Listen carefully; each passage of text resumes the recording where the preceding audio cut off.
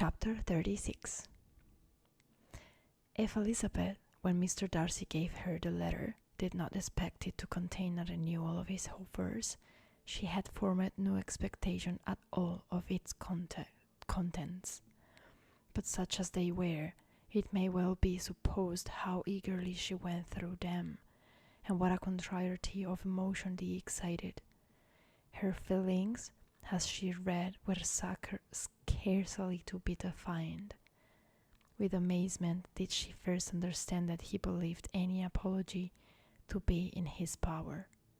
Instead, steadfastly was she persuaded that he could have no explanation to give, which a just sense of shame would not conceal. With a strong prejudice against everything he might say, she began his account of what had happened at Netherfield. She read with an eagerness which hardly left her power of comprehension, and for impatience of knowing what the next sentence might bring, was incapable of attending to the sense of the one before her eyes. His belief of her sister's intense insensibility she instantly resolved to be false, and his account of the worst objections to the match, made her too angry to have any wish of doing him justice. He expressed no regret for what he had done which satisfied her. His style was not penitent, but haughty. It was all pride and insolence. But when this subject was succeeded by his account of Mr. Wickham, when she read with somewhat clearer attention a relation of events which, if true, must overthrow every cherished opinion of his worth, and which bore so alarming an affinity to his own history of himself, her feelings were yet more acutely painful and more difficult of definition.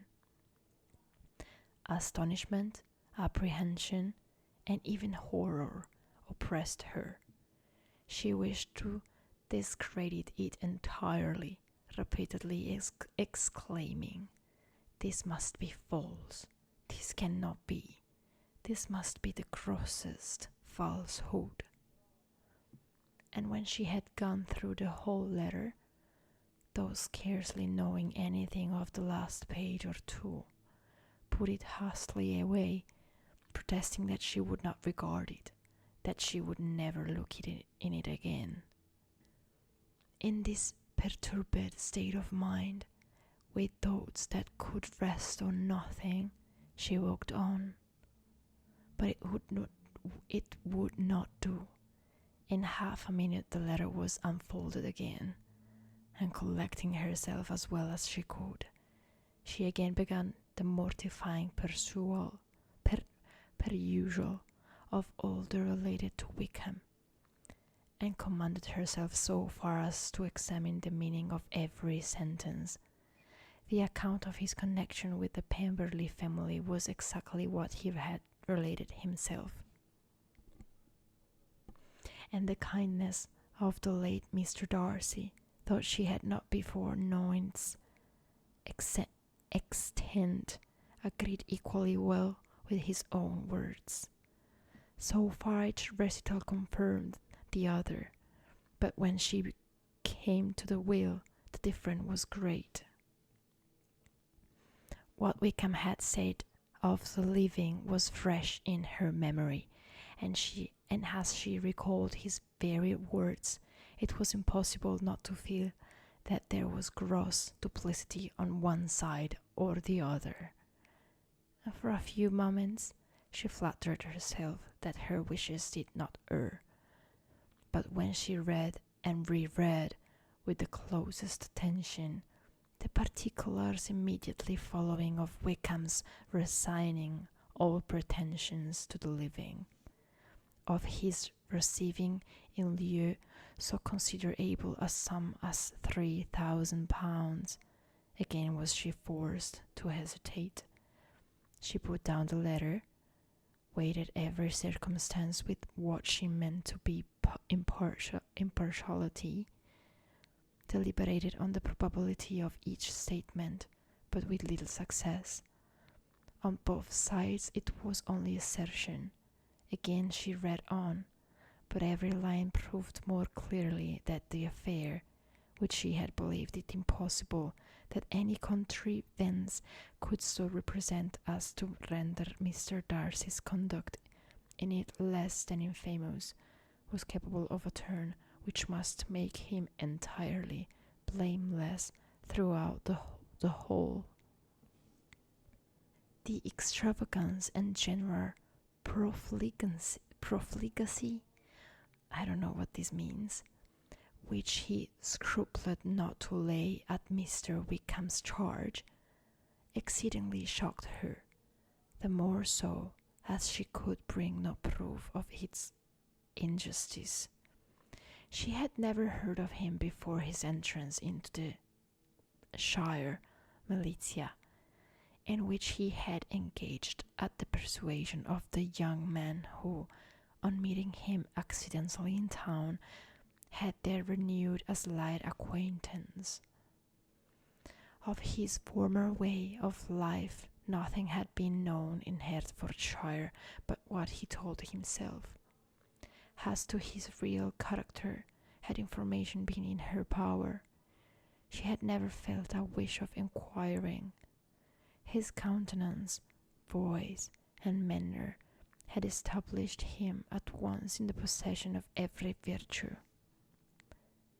She tried to recollect some instance of goodness, some distinguished trait of integrity or benevolence that might rescue him from the attacks of Mr. Darcy, or at least, by the predominance of virtue, atone for those casual errors under which she would endeavour to class what Mr. Darcy had described as the idleness and vice of many years' continuance.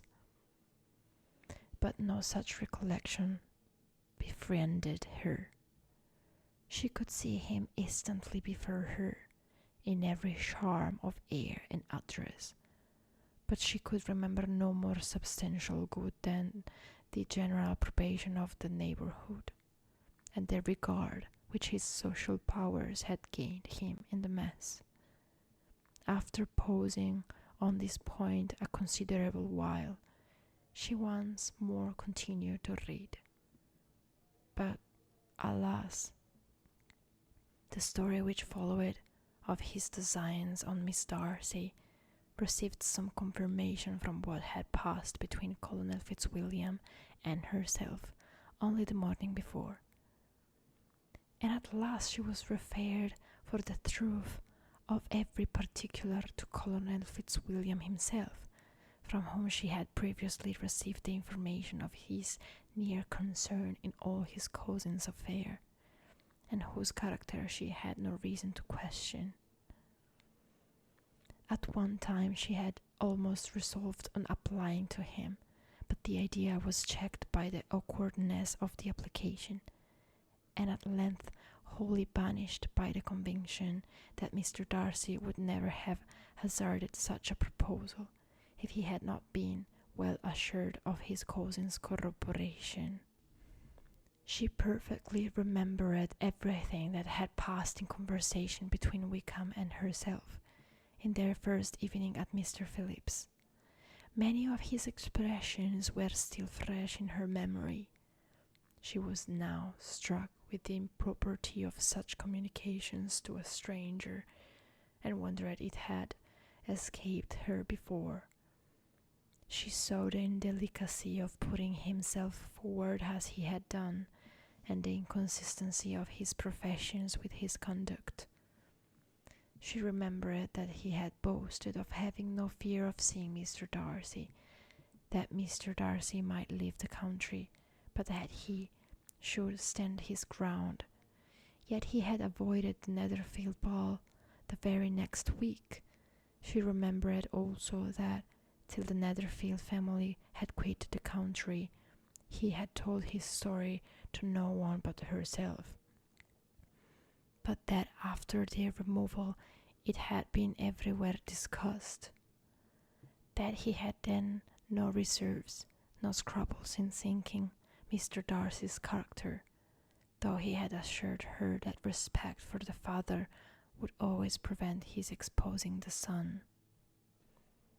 How differently did everything now appear in which he was concerned. His attentions to Miss King were now the consequence of views solely and hatefully mercenary, and the mediocrity of her fortune proved no longer the moderation of his wishes, but his eagerness to grasp at anything. His behaviour to herself could now have had no tolerable motive. He had either been deceived with regard to her fortune, or had been gratifying his vanity by encouraging the preference which she believed she had most incautiously shown. Every lingering struggle in his favour grew fainter and fainter, and in further justification of Mr. Darcy, she could not but allow Mr. Bingley, when questioned by Jane, had long ago asserted his blamelessness in the affair. That proud and repulsive as were his manners, she had never in the whole course of their acquaintance, an acquaintance which had latterly brought them much together, and given her a sort of intimacy with his ways, seen anything that betrayed him to be unprincipled or unjust, anything that spoke him of irreligious or immoral habits. That among his own connections he was esteemed and valued, that even Wickham had allowed him merit as a brother, and that she had often heard him speak so affectionately of his sister as to prove him capable of some amiable feeling. That had his actions been what Mr. Wickham represented them, so gross a violation of everything right could hardly have been concealed from the world, and that friendship between a person capable of it and such an amiable man as Mr. Bingley was incomprehensible. She grew absolutely ashamed of herself. Of neither Darcy nor Wickham could she think without feeling she had been blind, partial, prejudiced, absurd. "How despicably I have acted," she cried. "I, who have prided myself on my discernment, I, who have valued myself on my abilities, who have often disdained the generous candour of my sister, and gratified my vanity in useless or blamable mistrust. How humiliating is this discovery, yet how just a humiliation! Had I been in love, I could not have been more wretchedly blind, but vanity, not love, has been my folly.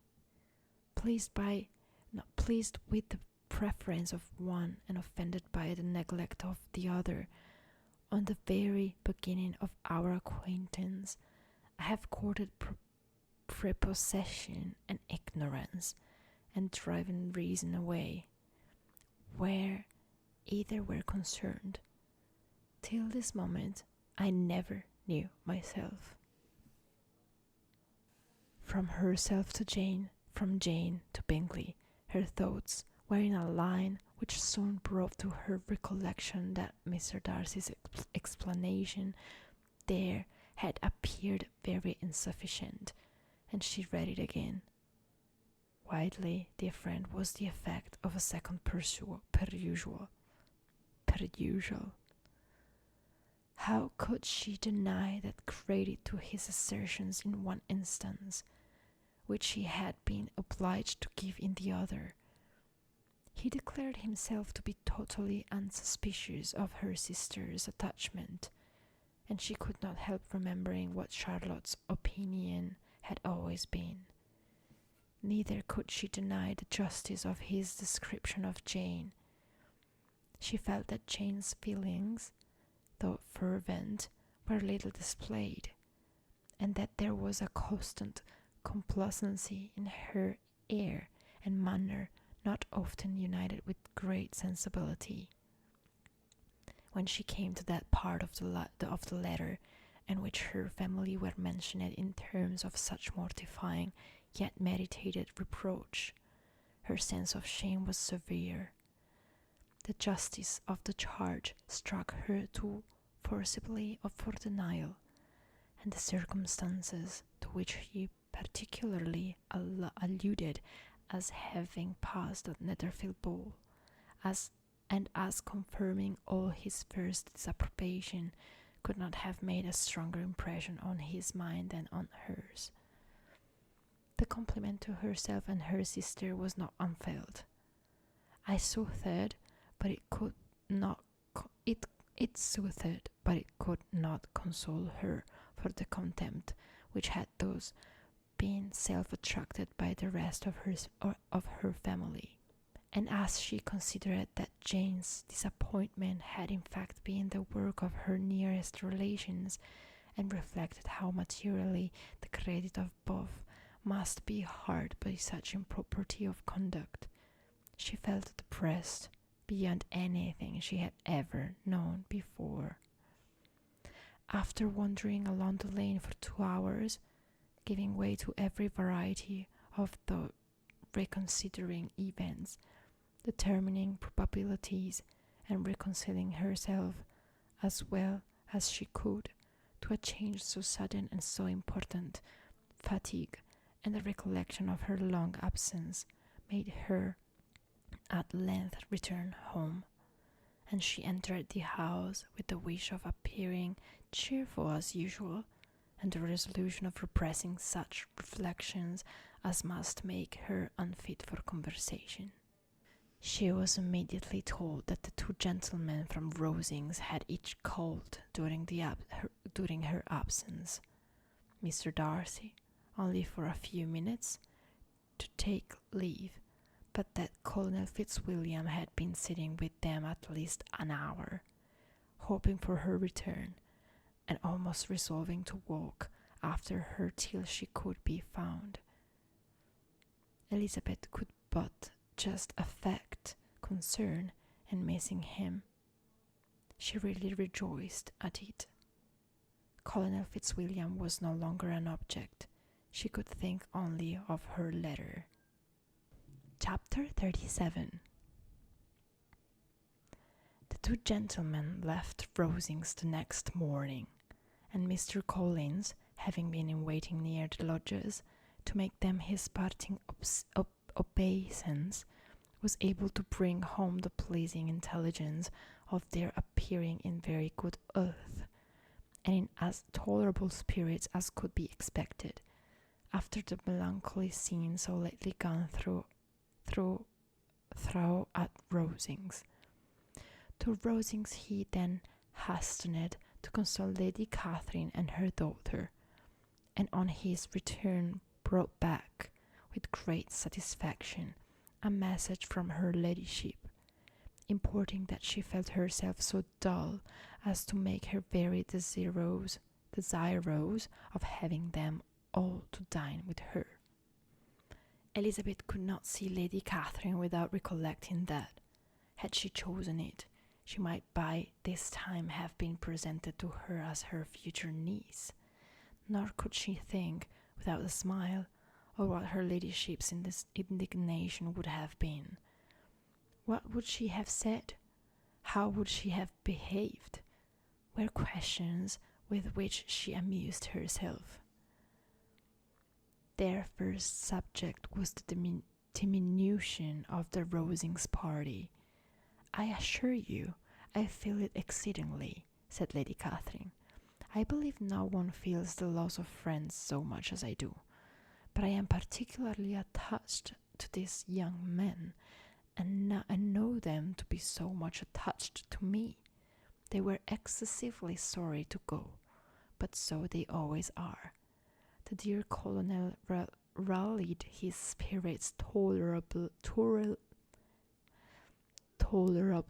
till just at last, but Darcy seemed to feel it most acutely, more, I think, than last year.